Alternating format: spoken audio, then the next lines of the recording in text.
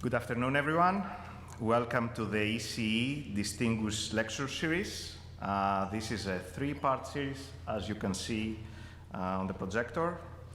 I am Nektarios Tsoutsos, your host today, and I have the pleasure to introduce our first distinguished lecture speaker, Dr. Stephen Bellovin. Dr. Bellovin is the Percy and Vidal Hudson Professor of Computer Science at Columbia University, as well as a member of the Cybersecurity and Privacy Center at the Data Science Institute at Columbia. And before joining Columbia as a professor, he had a very accomplished career at Bell Labs and AT&T Lab Research, and where he was a fellow of AT&T. He received the bachelor's degree from Columbia University and the master's and PhD degree from University of North Carolina at Chapel Hill. He has been elected a member of the National Academy of Engineering and a member of the National Cybersecurity Hall of Fame. He has received many awards, including the Usenix Lifetime Achievement Award, also known as the Flame, and the National Computer Systems Security Award from NIST and the NSA. He has served Chief Technologist at the Federal Trade Commission and Technology Scholar at the Privacy and Civil Liberties Oversight Board of the US government.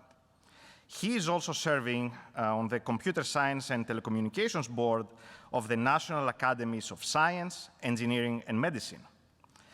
He has been a member of the Department of Homeland Security Science and Technology Advisory Board, as well as a member of the Technical Guidelines Development Team at the Election Assistance Committee. He was a member of the Internet Architecture Board and co-director at the Internet Engineering Task Force, IETF, in the area of security, and also a member of the Internet Engineering Steering Group. One of the many things he is famous for is his contribution in the creation of NetNews and Usenet when he was a graduate student. For those of you who may not be familiar with Usenet, it is a global network where people can exchange news. He is an author of several books, including the book Firewalls and Internet Security, Repelling the Wily Hacker. I'm sure we're going to hear about the Wily Hacker today in one of Dr. Bellovin's stories. And his publications have received thousands of citations, while he holds a number of patents on cryptographic and network protocols. He's also known for RFC 3514.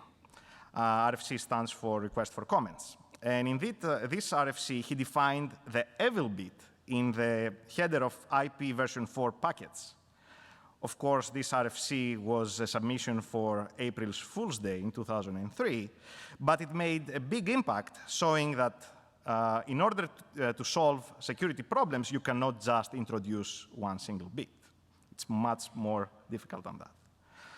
I first met Dr. Bellovin about 10 years ago as a grad student at Columbia University, and his lectures had a significant impact on the careers of many people, including myself. One of the things I remember very vividly was his passion for all things related to security and privacy. Today, he continues to maintain a blog, sharing his thoughts and experiences on security and non-security related topics. And he calls this blog Pseudo-Random Thoughts on Computers, Society, and Security. He also enjoys researching the history of public key cryptography, including how it has been used in PALs, that stands for Permissive Action Links, which are the unlocking mechanisms for nuclear weapons. His research also discovered that the famous one-time pad may have been employed to protect telegrams as early as 1882, which is well before the known patent of Vernam of 1917. So without further ado, please join me in welcoming Dr. Steve Bellovin at the University of Delaware.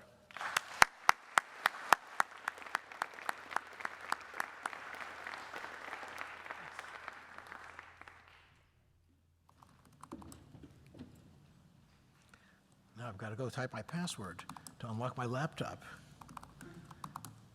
There we go. It'll be up there momentarily. So yeah, I've been doing security for a long time. I caught my first hackers around 1971, and I came into it more professionally, the systems engineering side. I was one of the people who brought TCP/IP to Bell Labs in the early and mid-1980s, and I discovered that accidental misconfigurations could bring down the whole network, and I said, what if somebody did this deliberately? What would happen? Oh dear. So I want to go back for about 30 years of security problems and defenses on the internet, and what we did and how things have changed and how things have not changed over the years. And by the way, all these slides are on my webpage, so you don't have to take notes if you don't want to. And I'm going to start in 1988. A guy named Cliff Stoll published an article in Communications of the ACM called Stalking the Wily Hacker. He described how his site was hacked, how he monitored the hacker and traced him back to where he was.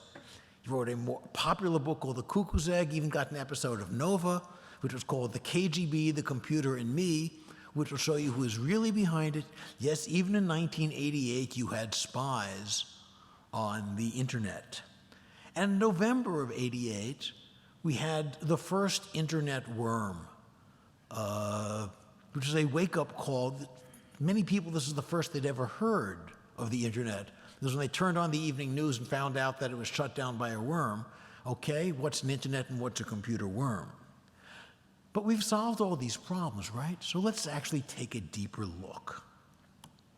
So when Stoll did his tracing and the attacks he was talking about happened in '86, '87, the early internet was built around the old ARPANET core.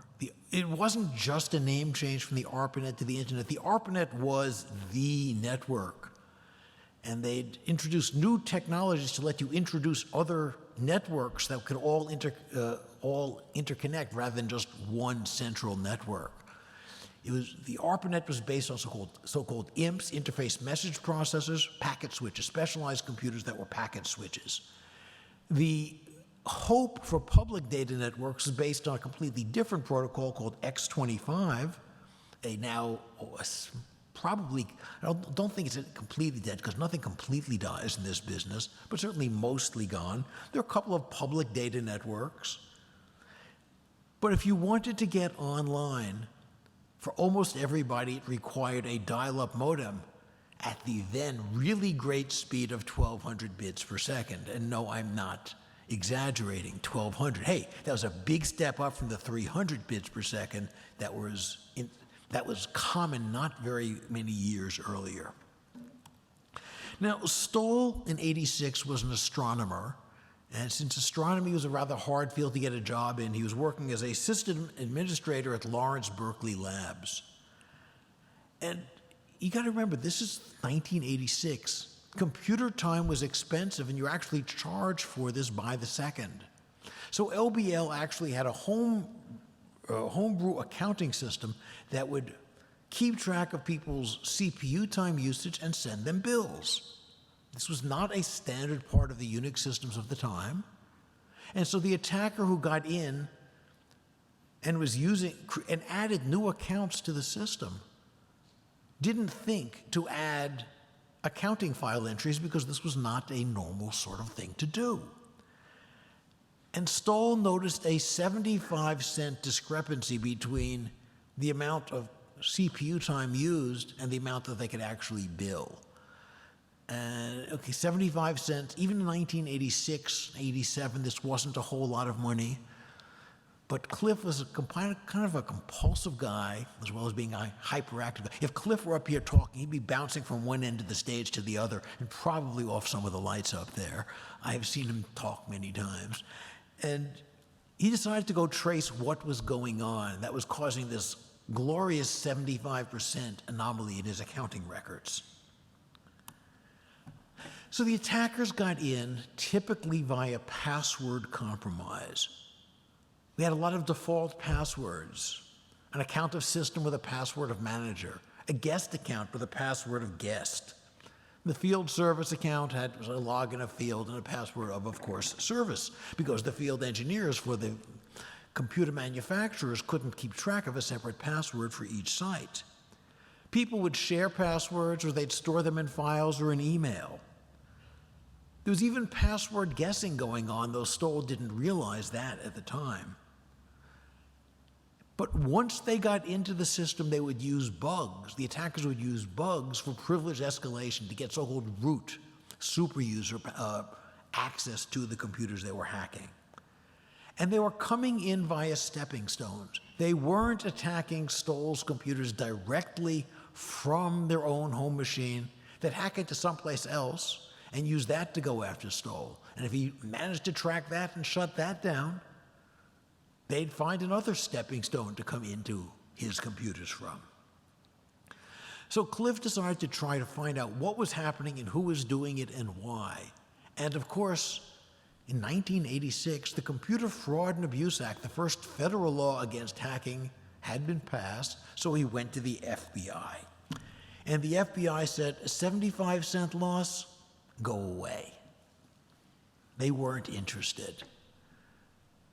But because this was coming from overseas, this word somehow reached the CIA, and they thought this was fascinating. You could hack into other people's computers. And word reached the NSA, which already by then had something called the National Computer Security Center and was had already been worrying about computer security for several years at that point. And they thought this was very interesting. And by the way, what kinds of taps are you using and traceback techniques are you using to monitor this attacker and where this person's coming in? Tell us all about this. Why, no, we won't tell you why we want to know, but tell us all about it.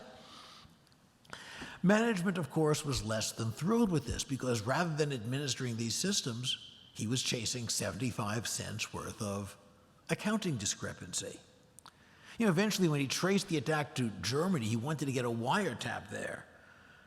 The German state prosecutor needs to contact high-level U.S. criminal justice persons so as to execute proper search warrants. The Bundespost cannot move until officially notified by a high-level U.S. criminal office. I cannot object to phone companies wanting proper legal authorization for tracing.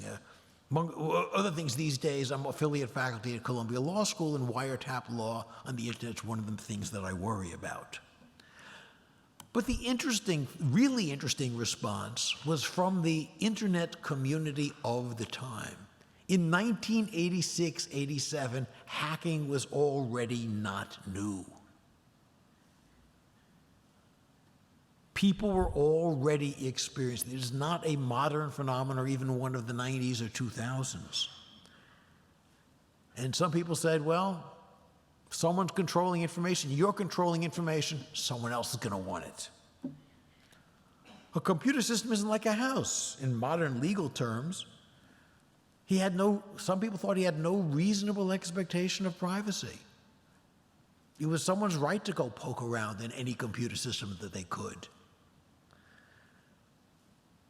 But he realized that there could be private information on this computer system that was at risk if other people were wandering around in it. And of course, it was destroying the social climate of the network. In 1986, if there was a lab that you wanted to log in, you could just contact someone and say, can you give me a guest account? Sure, no problem. This was the common norms of the time. But Stoll wanted to see what the attacker was doing. And he'd try and trace something, and the attacker would log off. So he wanted the attacker to hang around longer. And from some of the things the attacker seemed to be looking for, he got the impression the attacker was interested in defense information. Well, at the time, this was during Ronald Reagan's presidency, there was a push for the so-called Strategic Defense Initiative, an anti-missile system.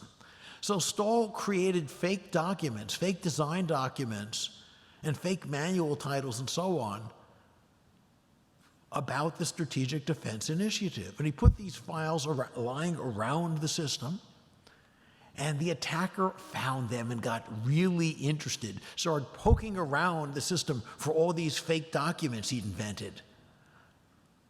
He even received a physical letter in the mail, probably we suspect now from a Soviet agent, this was still the era of the Soviet Union, asking for some of these documents.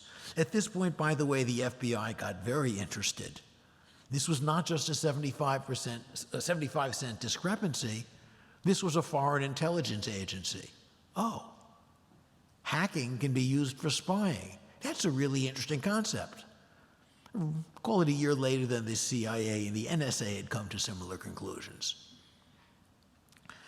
And even in 1986-87, you had computers associated with physical objects and even medical devices. One of the computers was called PETVAX, after positron emission tomography. Medical tests, medical records were stored on a computer as early as 1986. And there's also a computer accessible from his, remember this was at Lawrence Berkeley Labs, that was controlling a Bevitron, a particle accelerator. So there could have been physical consequences or medical consequences to this hacking. Stoll came to an interesting set of conclusions. Passwords were a problem. If it was a password people could easily memorize, it was guessable by a password guessing attack that had been described by Ken Thompson, one of the inventors of Unix, and Bob Morris in 1979. Morris was, I knew him from Bell Labs, but shortly after I met him, he left to join the NSA's, become chief scientist of the National Computer Security Center at the NSA.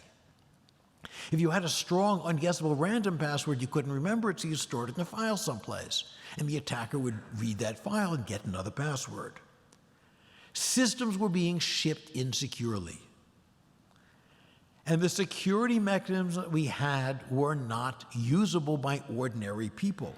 To quote Morris, we've got to turn this around. Secure computers might keep the bad guys out, but if they're so bulky that nobody will use them, it won't be much progress. Usable security is still a very important research area. But Stoll was hearing this from the chief computer security scientist at the NSA in 1987. Security patches would come out from vendors, and people weren't installing them. But if you found a security hole, to whom did you report it and how? Responsible disclosure of holes was a problem even then. Most of the people Stoll contacted had hacker problems. There weren't a whole lot of computers on the internet, but dial-up access was very common. And the attackers would supplement this with social engineering, calling someone up and trying to talk their way in, and dumpster diving. Goal was to get shell access, login access to a system, and then use privilege escalation to get super user access and then take over the computer. So many of the problems we have today were already present in 86, 87. Dumpster diving. Check the trash behind your target's building for what's been discarded. Find discarded manuals, phone books, floor plans, and so on. And use this to sound knowledgeable.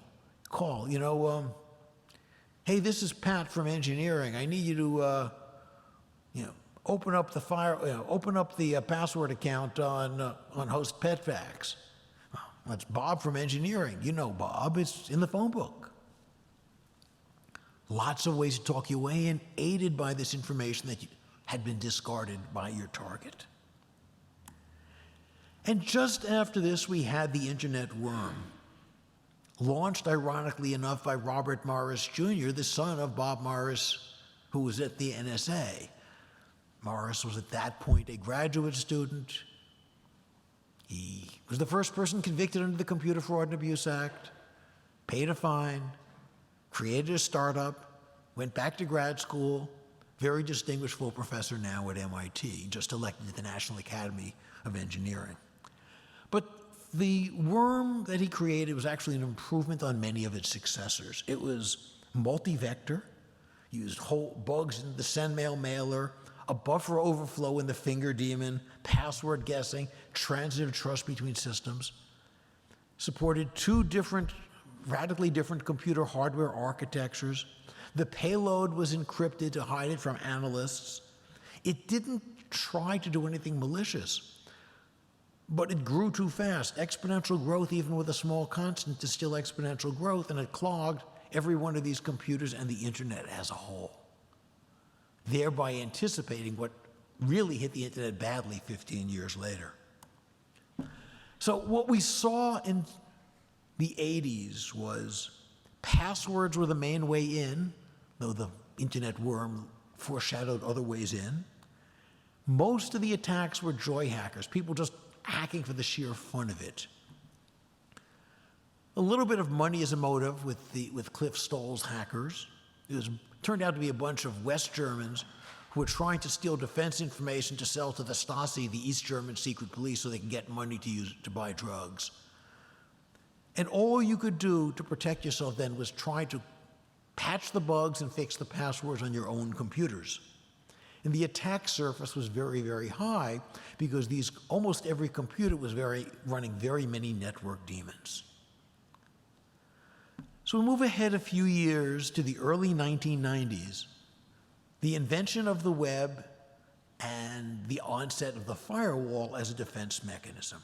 So the attack surface is how many different ways in. To quote Stoll again, tightening one computer is like securing an apartment house. But a network of computers all sharing files and interchanging mail, well, this is like securing a small city. Every single building has to be secured individually. Morris was supposed to be trying to figure out how to do that. It just didn't scale at the time. There were too many computers with too many vulnerable surfaces. Hardening them all was too hard. We needed a scalable security solution. At the time, the best thing available was the firewall. And the firewall of the early and mid-1990s was not a novel concept. As early as 1982, when I joined Bell Labs, it was very obvious that having one machine sending and receiving email from the outside world was a more secure way to do things.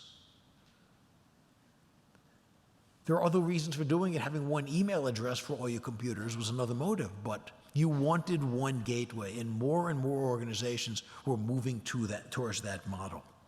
The packet filter, a form of firewall, was invented by Jeff Mogul in 1989. Cryptographic mechanisms for network access control, Deborah Estrin and Gene Sudik in '89. Bill Cheswick, friend and co-author, in 1990 built the first application firewall.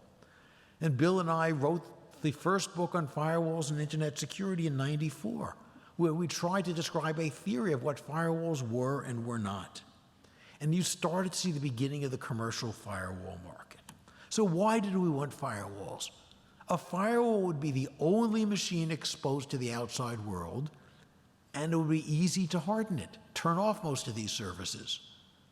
It therefore had a smaller attack surface. It was therefore easier to administer. And it would be professionally administered by security paranoids like me and Bill. All traffic would go through this one checkpoint going in or out of the internet. Think there's the customs inspection going in and out of a country. We could put logging there to see what was going on. But the real problem we were dealing with was buggy code. The way I put it was network security.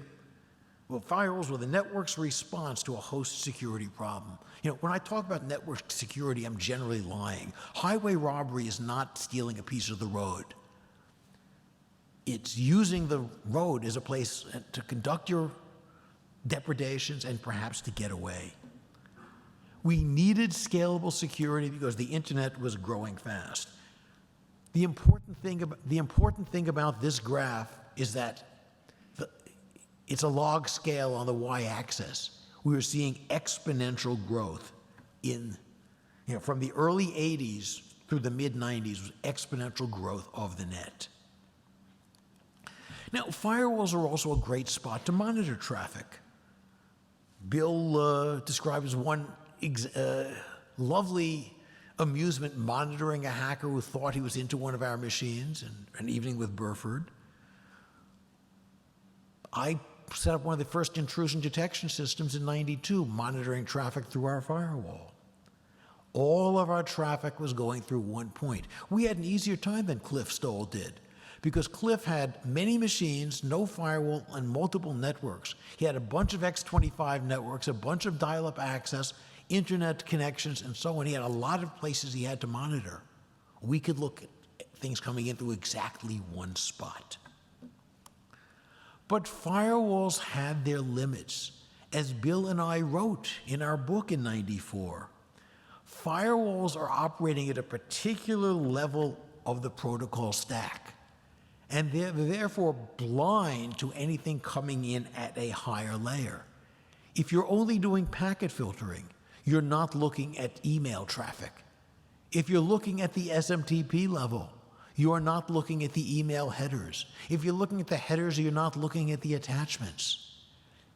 It's attack surface all the way down and all the way up.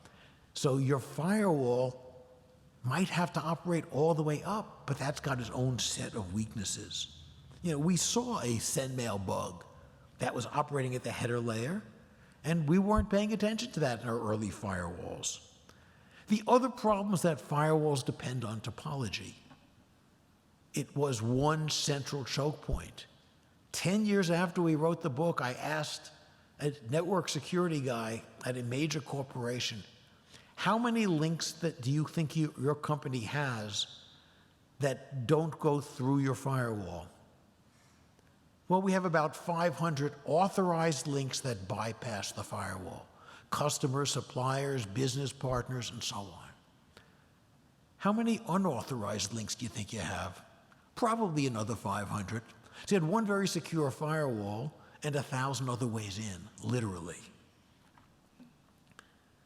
We also had the growth of the web. This is what made the internet accessible to ordinary people, people who did not think that typing FTP commands was a fun way to use a computer.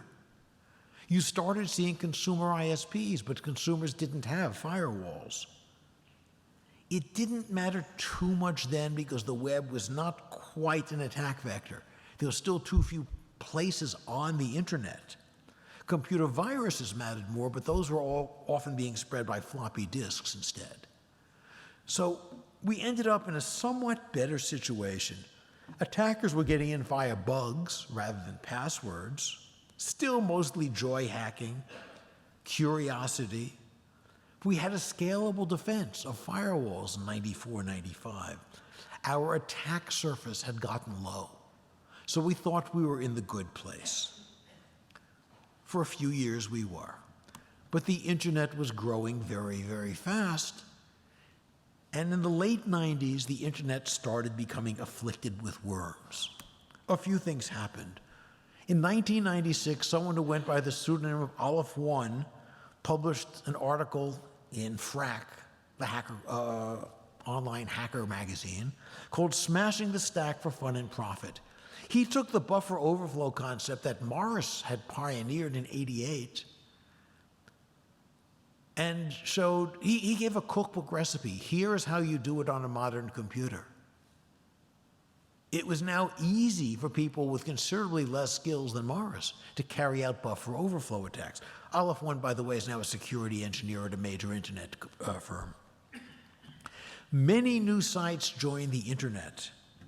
Most had inadequate system administration because they weren't battle-hardened.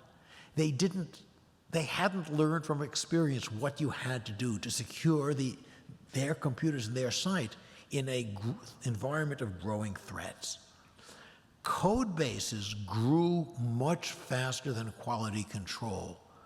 The mantra of lots of tech companies in the era of the internet boom, or the first internet boom, seemed to be ship first, debug later. Why? First mover advantage. If you didn't ship first, you might not be around long enough to ship second. You had to get out there and get market share, and then worry about improving your product. But many places didn't really get the chance. Someplace between many and most consumer-facing companies had started to appear on the web. They didn't always know why they wanted to be on the web, but they knew it was important. So they were there. That included banks. Banks, after all, are competing for customers. And if your customers want to be able to check their bank balance from home, you want to make that easy. Worse yet, spammers appeared. I don't have to tell you about how nasty spam was, but if you're mostly using Gmail, you're seeing very little today. In the late 90s, this was a serious epidemic and getting worse. More US military sites were penetrated. The NSA, which was in charge of securing them, got alarmed. It seemed like an enemy attack, and they notified President Clinton. We are under a cyber attack from the Russians or the Chinese or from someone. We don't know whom. It's a cyber attack. A what? Well, it's the internet. What?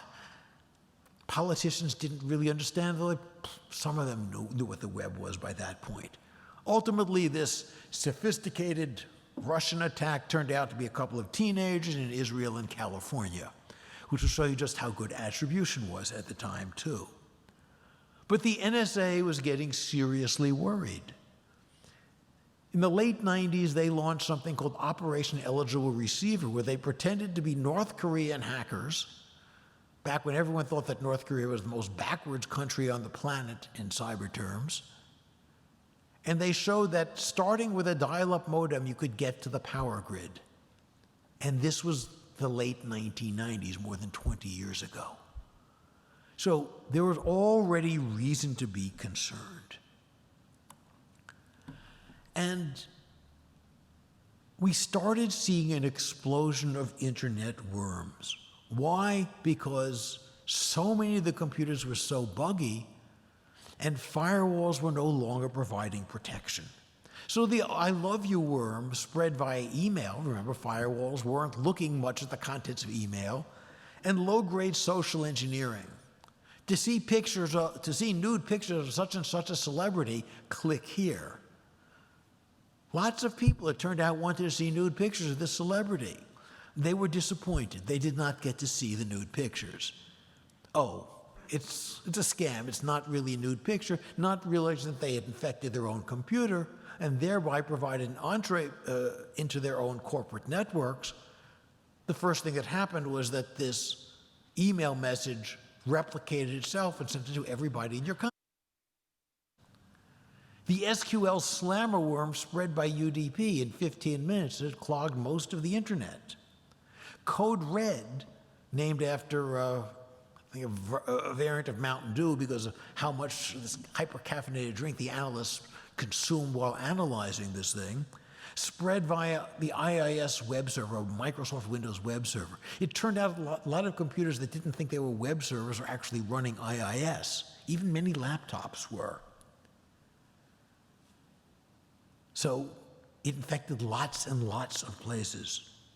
Most of these worms had no particular goal, no particular payload, but they clogged the network. The blaster worm actually took down CSX Railroad for a while.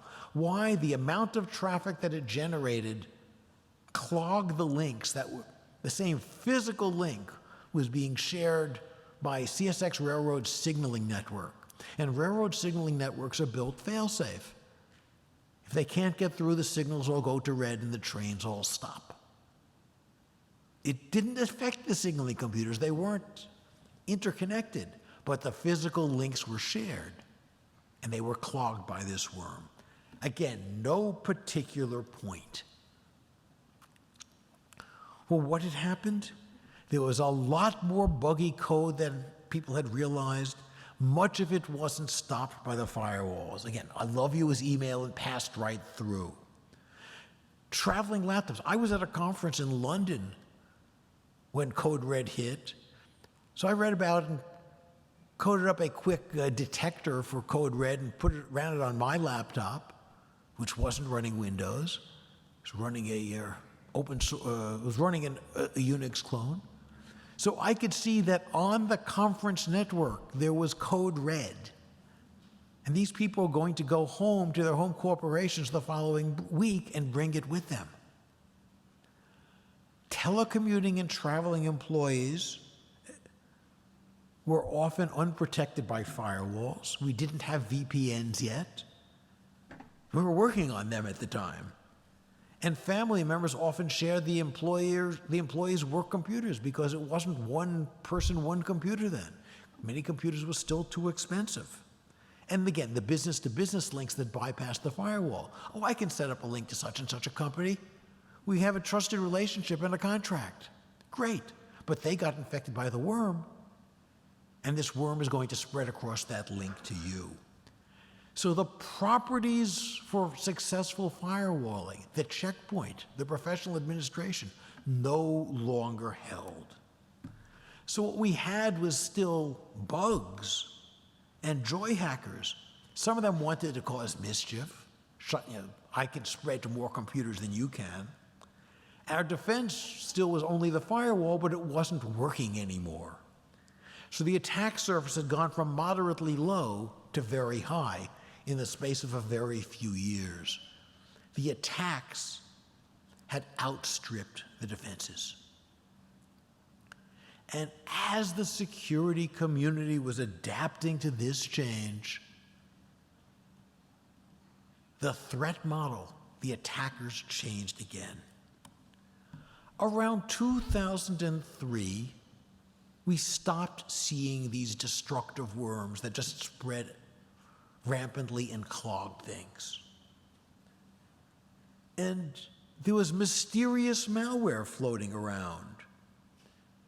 Computer security experts and law enforcement officials are struggling to understand the motives of a mysterious software author who appears intent on prying open many of the electronic locks on the internet. This was well-written, sophisticated software, and no one knew what it did. One person had a good guess. One security guy had a good guess.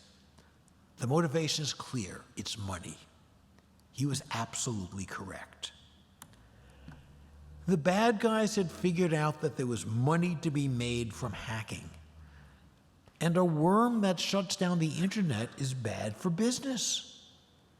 It was a sobering realization by 2005 when you realized the internet was still up because the bad guys wanted it to be, because they couldn't make money from their hacking if the internet was shut down. That wasn't a really good feeling. But the other thing that happened, other than not seeing these destructive worms, people said, why should I waste my time hacking for fun when I can hack for profit and get paid for it? In fact, the first sign of this was an evil alliance between the spammers and the hackers. You used to send spam through open relays. It used to be in the internet that you could connect to a random mail service port and say, here's mail from me, but it's not to you, it's some other site entirely. And the answer was, sure, I'll accept your email and I'll forward it. That's a great way to send spam untraceably. Those were being closed down by 2000. But by 2002, 2003, the spammers found a better way. Pay the hackers to hack endpoints, hack people's desktop computers, and let them send the spam. You have to be authenticated to send spam email? Sure. But what's sending the email is not the authorized user. It's the malware that some hacker had injected into the authorized computer's desktop. There was now a profit motive for hacking, and the market worked its magic. We got lots more hackers who were a lot better, and they were being paid to send this spam. We also started seeing phishing because online banking had become real. Now there is real money on the internet, a few clicks and keystrokes away. So you sent phishing emails, tricking somebody to log in to a fake site. A keystroke logger, the malware you're installing on someone's computer isn't a worm, isn't purporting to show nude pictures, it's logging your logins and passwords to banking websites. Emails would pass through the firewalls. Drive-by downloads, you go to some website and get infected. We still see those, by the way. Buggy code let other applications be attacked. Flash has historically been one of the most buggy programs on the internet. I think about 18 months more, it's going to be disabled by every major browser. It's still around on a few major sites. I saw the claim this morning, having verified that CNN still uses it. This is not a good thing. The web traffic is encrypted, and you're supposed to check the certificate every time you connect to a website. 99.99% of people have no idea what a web certificate's all about. In fact, the very first web browser, if you clicked Inspect Certificate, would display all the details surrounded by on a window, surrounded by a nice scrollwork border so it looked like a nice formal certificate. Certificate of security or encryption. Nobody checks. Don't know what to check for. And people don't notice the absence of a certificate, even if your real bank website is encrypted. If you get redirected to evilhackerdudes.com, you don't note that it's not encrypted because you're not looking. It's hard to notice the absence of something. So the threat model had changed. The 90s was the domain of amateur hackers. Their resources and skills were limited.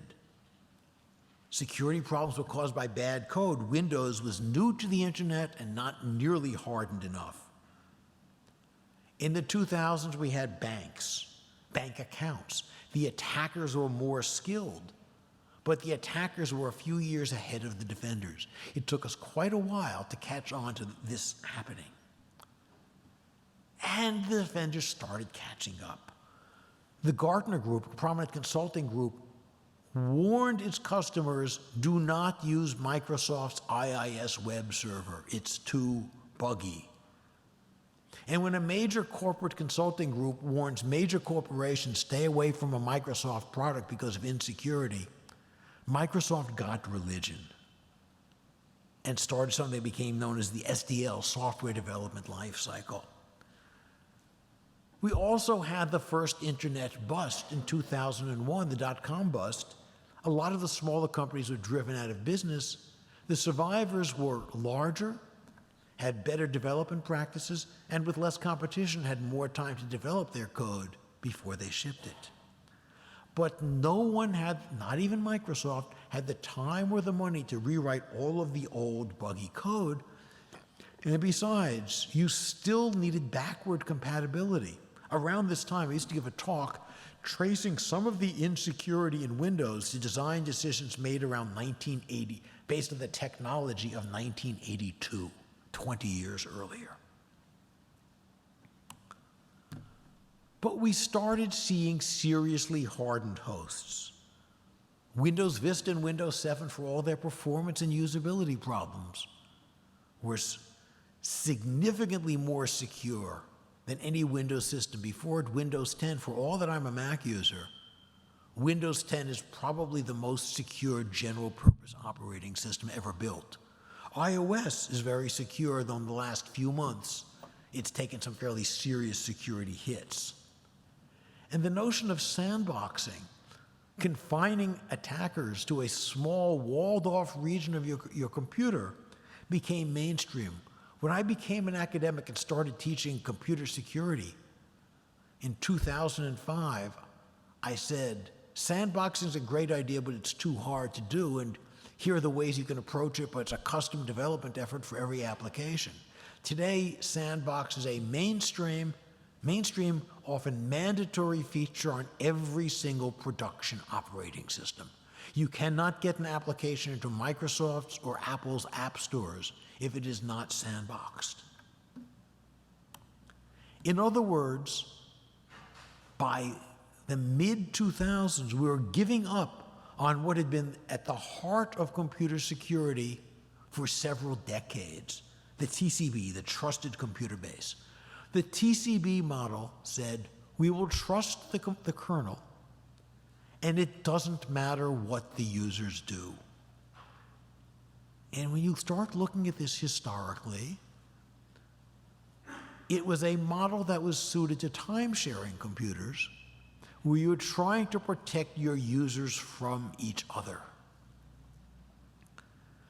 What we had realized by the mid-2000s was that users are affected by trouble solely at the application layer that does not involve the kernel. In fact, the internet worm showed that. When the internet worm hit, I was comparatively new to doing security. And I went to someone older and wiser at Bell Labs, and I pointed him at the so-called Orange Book, a DoD computer security standard from '85. So this was still current wisdom on how to secure computers. And I said, hey, I looked at the analysis of how the internet worm worked. I reread the Orange Book, and nothing in there would have stopped it. He said, no, Steve, you're wrong. A B2 system would have stopped it. Really? How so? B2 requires a thorough search for bugs. I was pretty junior at the time. He was pretty senior, but I already knew he was wrong. It was the internet worm spread by bugs at the application layer. Viruses, word macro viruses were an application problem. Buggy PDFs were an application layer problem. Flash was an application layer problem. Flaws in web servers let your machine be infected by a keystroke log was an application layer problem. The purpose of a sandbox is to limit the damage that can be done by a subverted application because you're limiting its abilities. Maybe this application cannot reference any but a very few files, cannot call out to the network, and so on. All of these things can and are be enforced by a sandbox. It's an important OS feature because applications always have bugs. We also started realizing the importance of agile patching. All operating systems, most applications alert users to new versions, to new patches, because you have to install the patches if you can to stay ahead of the holes. Microsoft implemented so-called Patch Tuesday. That one day a month when almost all of their patches will come out. You don't have to worry, gotta worry about patches actually, because when a patch comes out, the bad guys reverse engineered the patch to figure out what the hole was, and they start using it before people install the patch. Now you're a sysadmin, Patch Tuesday is when you have to worry. Most of the rest of the time you do not. And we can't just blindly install a patch because patches can be buggy too. They can break applications, they can brick systems. You look at just the history of iOS 13, which came out from Apple September 20th. By September 25th, they'd released 13.1, a few days later 13.2. This does not speak well of Apple's software quality control. But our attack matrix now, we have not just bugs, but phishing for passwords. And the perpetrators are no longer joy hackers, they're thieves who are in it for the money. We still have firewalls, though they don't work nearly as well anymore. We have much more frequent patching, and we have sandboxes. But the number of computers and the number of network devices is still very high. We're better off than we'd be without these innovations, but the attack surface of the net as a whole is still quite high. And in the last 10 years, we've seen an even more ominous turn. The internet is now part of most countries' critical infrastructure. The NSA, as I said, found you could get to the US power grid from a dial-up modem in the late 1990s. You can get to the power grid, you can get to pipelines, you can get to air traffic control, you can get to finance, and so on and so on and so on, through the internet. Maybe not directly, but indirectly. Well, if you've got targets, militaries like ways to go turn off power to their enemies. So if you have targets, you're going to have weapons. If you have information, you're going to get spies. We're returning to the spies that Cliff Stoll was dealing with in the mid to late 1980s. The militaries and spy agencies of the entire world understand this.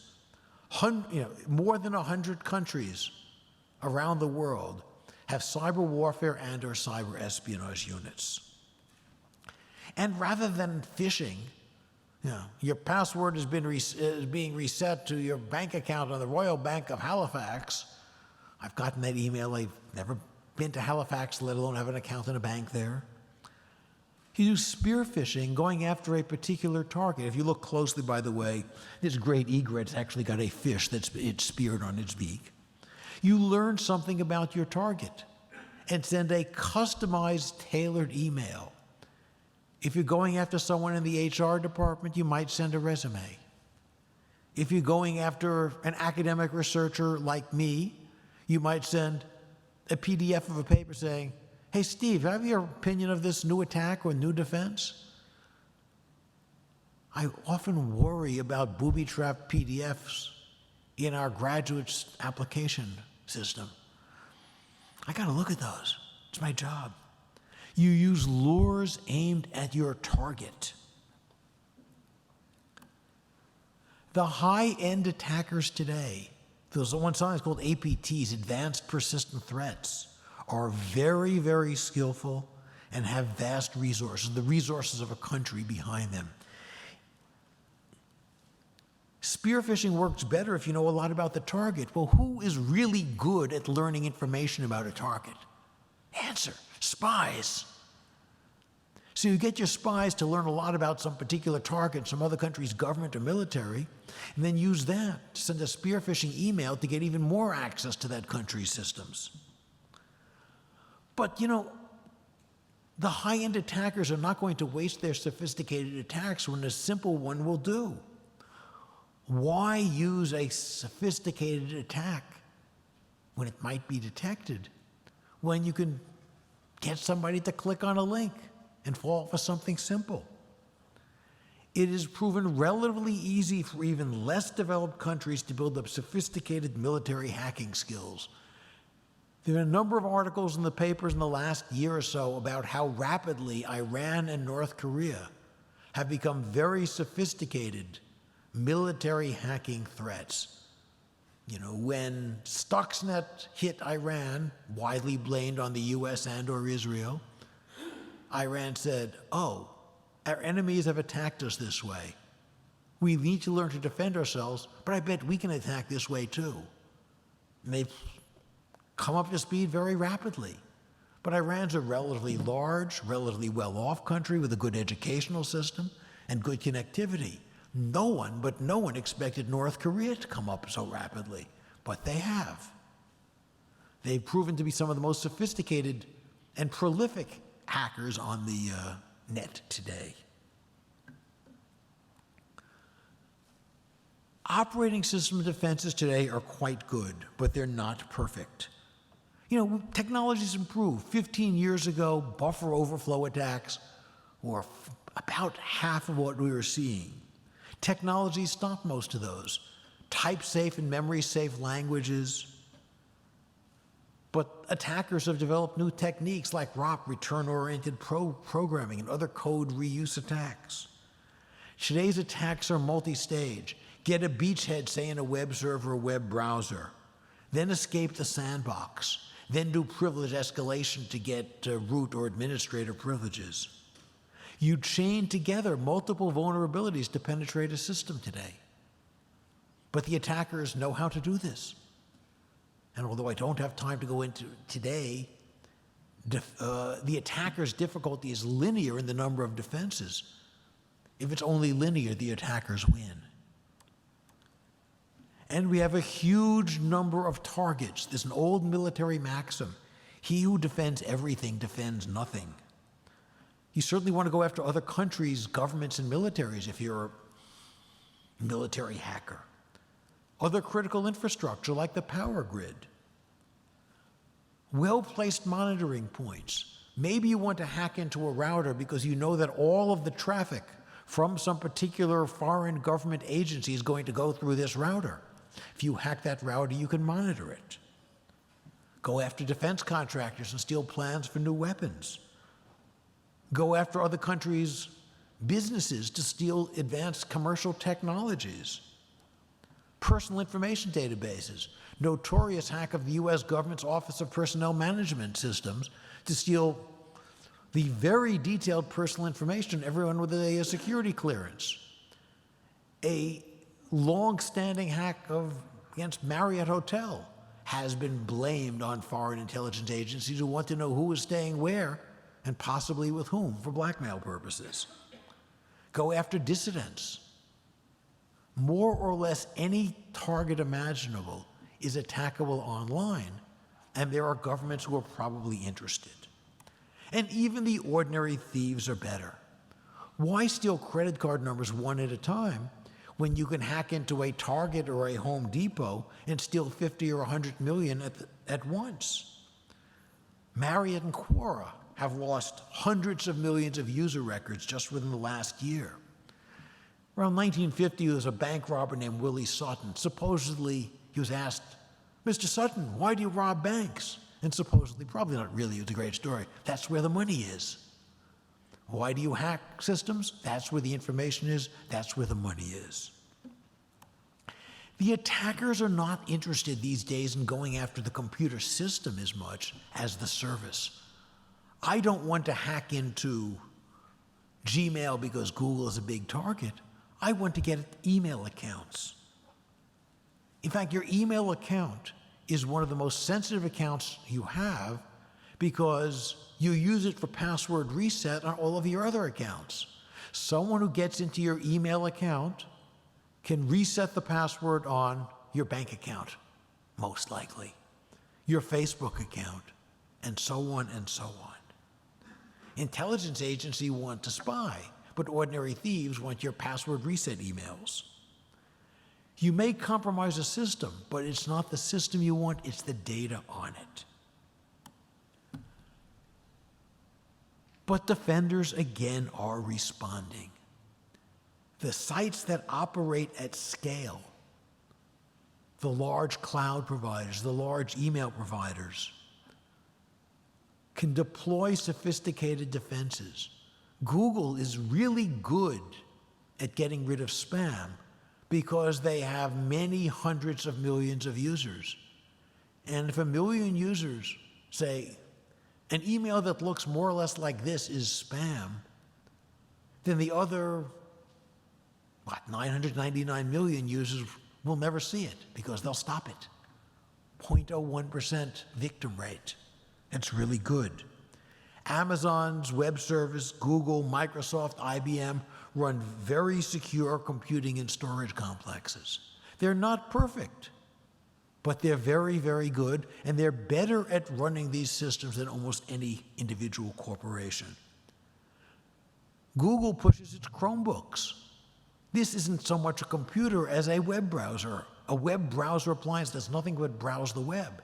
It has a very low attack surface, and all the attacks are, well, many of them being filtered through Google.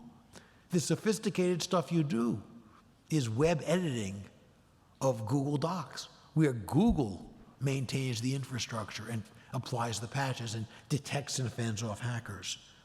Google is good enough that they can often detect nation-state attacks and warn you that some government is after your Gmail account. We can defeat phishing with two-factor authentication, plugging in a security key, doing something weird on your phone. Corporations have been using this for decades. Now consumers are starting to, including for their Gmail accounts. Phones are a very common second-factor authentication. As I wrote in a recent book, some people are more likely to leave the house without their clothes than without their phones. You know, some people have got their phones surgically implanted or close to it. If it's sending you a text message, that's not very good. If it's an app on your phone, it's a lot better. And there are dedicated security devices like YubiKeys, which are very good and much less susceptible to hacking. Many modern OSs and systems push patches out. If you have Windows 10, if you have a Google Chromebook, patches will be installed whether you want it to or not. You know, again, I'm cautious. I did not update Keynote on this laptop because today and tomorrow I'm using Keynote to give important talks. But tomorrow night I'm installing the patch. Some of these patches still break things, but overall, statistically, the security of the net is better for this mandatory patching. Corporations are starting to realize the better corporations have development and operational styles that let them patch more rapidly. Build a new release and push it out to all your virtual machines. If it breaks, find it, fix it, push it out again. They've built the scalable infrastructure to patch at scale. So although we're still dealing with bugs and now spear-phishing, and we're dealing with more sophisticated enemies of thieves and spies, we have some better defenses: two-factor authentication, auto-patching, cloud, spam filters, and so on. So our attack surface has gone down compared to not very many years ago. So things look like they're improving, but I kind of worry about the future. I don't know quite where we are headed. New attackers, new attack vectors, and so on. Can we solve these problems, or are we going to dive deeper into the swamp? The biggest problem on the near horizon is the so-called Internet of Things. We have inexperienced developers. Most security problems are not caused by failures of the security people, the security specialists, but by developers who make common programming mistakes. Internet of Things developers have not been battle-hardened. Their platforms are not battle-hardened. They are repeating the old mistakes, and this single biggest problem we have for a lot of embedded systems is there is no economic model to support patching. A modern automobile has 60 or 70 networked computers inside it. Your car is not a car, it's a mobile data center. What is the average life of a computer? 5 years, 8 years? How long does the average car last? Try 20 to 25. Do you want to try to run a 25-year-old desktop? You didn't. You just barely had a web browser 25 years ago. It cannot do modern encryption, cannot handle JavaScript, cannot handle CSS. It won't work. Who is going to patch this? You buy a smart thermostat for your house that's got a 100-year lifespan, perhaps, and 5 years later, the company goes out of business. Who's going to supply the patches? Devices outlive their support lifetime, and we can get physical world consequences of these failures. We're getting more and more things that are networked, computerized, insecure, and not economically patchable. Buggy code is not going to go away. We have newer programming languages that are far better than C and C++ at avoiding bugs. But it's still possible to make higher level mistakes. 25 years ago, a study showed that 25% of the security holes they examined were due to flaws in the specification, not the code. Modern estimates put that number at 40 to 50%. The code's bug-free, but it's implementing the wrong spec. Formal methods are showing some promise. It's a lot better than it was when I used formal methods for my dissertation, these many years ago. But again, you're proving something that's derived from the spec, and if the spec is wrong, you've correctly proved that your code will do the wrong thing. We've got agile development and better testing, which helps get the patches out there faster. But again, that's not a panacea. You could even do things like, I've got 17 web servers to implement my www.whatever.com. I'll patch 3 of them and see if they behave. If those behave, then I'll patch the other 14. If they don't, I'll pull it back. So take advantage of scale. We have policy problems. Can the military defend the civilian parts of the internet, and should it try? There are privacy issues. Do you want to invite the NSA to look at all your traffic? What if it's an ordinary thief and not a foreign government? The NSA is not supposed to have jurisdiction. And governments keep trying to mess around with our crypto, but that's a separate talk. So when I look back at 1988, we know how to solve Cliff Stoll's password problems with password managers and two-factor authentication, but deployment is still harder than we'd like it to be. We have more serious attackers going after more serious data. We can do patching, but not for IoT.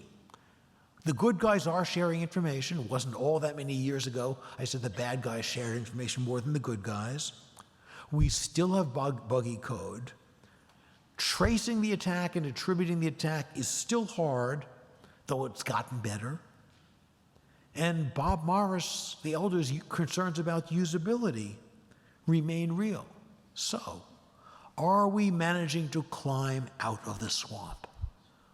You know, when I give this talk 5 or 10 years from now, what am I going to say the attack surface is? Is it higher or is it lower than today? I don't know. I wish I did. And given my age, it's probably your challenge. So, on that note, I will take any questions.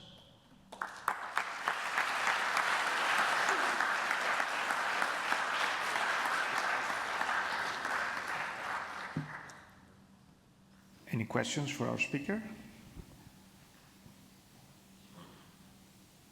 You know, don't watch out. I'm going to start asking questions. So some of you better start asking soon. Okay, there's a question over there. I'm going to throw this to you. And you just speak. Is like two-factor authentication vulnerable if they like steal your phone number at the same time? Because like a lot of like Gmail, you got to put your phone number in to get an account. Right. So there are a lot of different ways to do two-factor authentication. Probably the least effective today, especially against a targeted attack, is sending you a text message. Unfortunately, it's one that many sites still use. For one thing, you've got to disclose your phone number, and disclosing your phone number is a huge, huge privacy issue. This is, you know, I can tell where most of you lived when you were 10 years old because that's the area code on your phone number. And it's probably the number that's going to stay with you for most of the rest of your life. So the privacy issue there, could be a security issue. There's also a new attack that's become known as SIM jacking. You go to a phone store or call a phone company's helpline and say, I lost my phone or whatever. You talk them into giving you a new SIM for, quote, your phone number, but it's actually your attacker's phone number.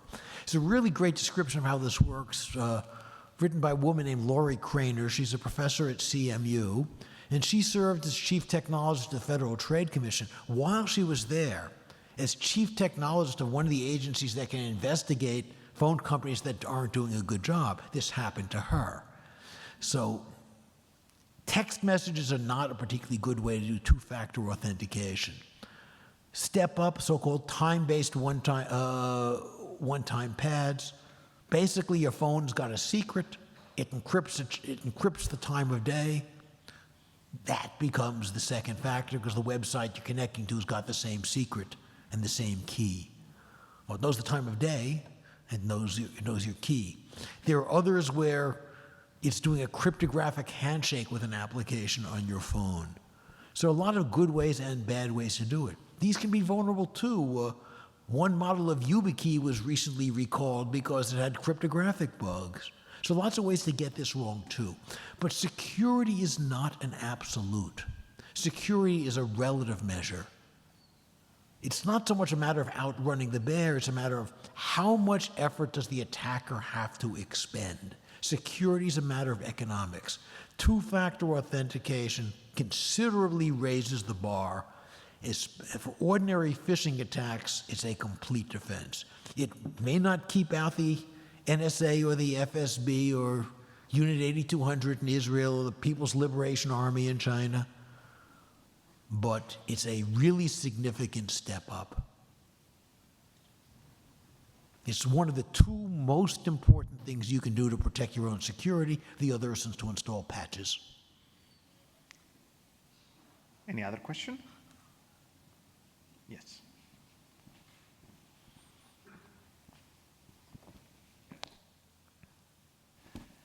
Thanks for the talk.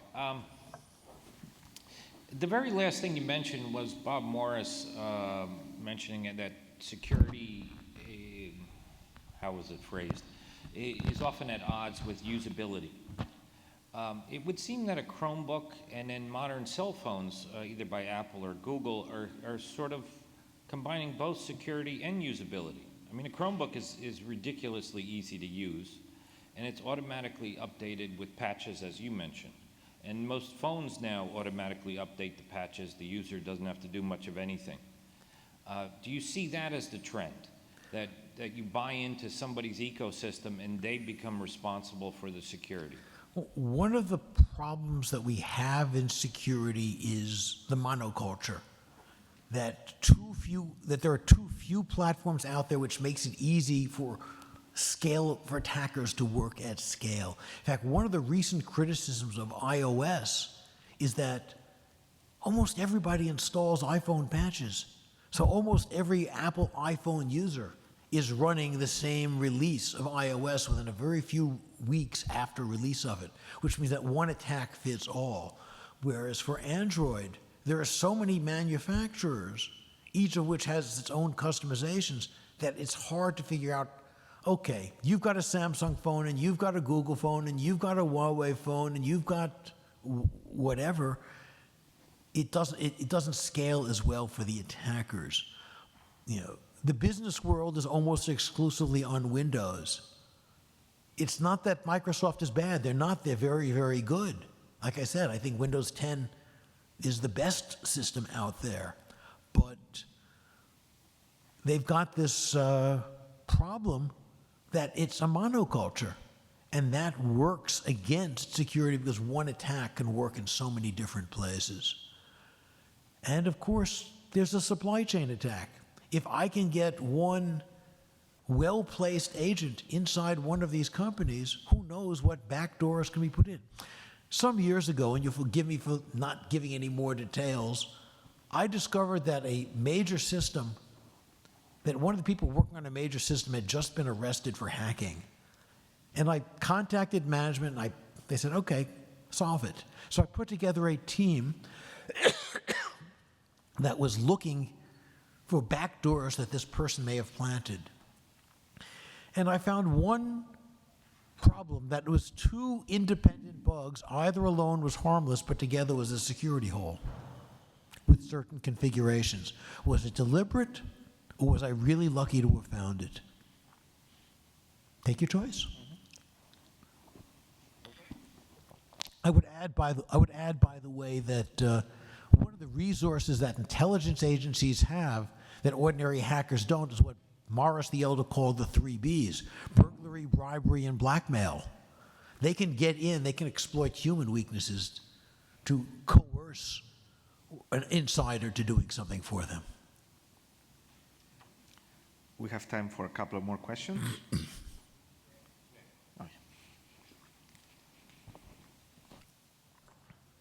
I've been having an argument with myself for 6 or 8 months, and would be interested in your opinion. We've known for a long time that criminal organizations have been hiring as good a computer scientists as we have, in fact, pay as well as we pay. And I'm wondering what you believe 5, 10 years out. You know, clearly today, from a technological point of view, the nation states, those organizations have the best technology. They may have problems getting out of their own way and using it, but you know, if you use things like Stuxnet as examples. 5, 10, 15 years from now, who do you think will be the elite hackers? Criminal organizations or nation-state organizations? I think that the nation states the sophisticated intelligence agencies are always going to be ahead because they do have more resources even than the criminal gangs, and they can see everything that happens on the outside, plus develop other stuff of their own that they don't talk about. So I think they'll always be ahead. The question is how far ahead. These days, they're probably no better on defensive technology. They're probably ahead on offensive technology. It's interesting to look at the state of cryptography. Civilian cryptographers are at the very least very close to the very best military cryptographers in the world. The military folks are probably better at cryptanalysis, but even there, there have been a few instances where civilians have invented new techniques that the military did not know about. So, you know, who's got the incentive? The military's got more incentive to be an attacker. You know, again, you've got to go look at the economics of the situation. Criminals won't put in more money than they can get out. There may not be any profit motive in, say, hacking a Cisco or a Juniper router, because that doesn't let you steal from a bank account, as opposed to hacking somebody's phone or laptop. Whereas an intelligence agency might think that a router was just the perfect place, because... And do. I'm sorry? And do. Yes. You know, Whether which it's the countries... NSA and Cisco or whether it's Huawei. You know, The reason I asked the question, the reason I might lean the other direction from you is that criminals are driven by a bottom line and purely or monetarily driven. On the other hand, if I'm down at the fort and I have a large organization, I'm still fighting other people in the government who want tanks and missiles and airplanes. Whereas the guy with thousands of computer scientists, it's just about making money.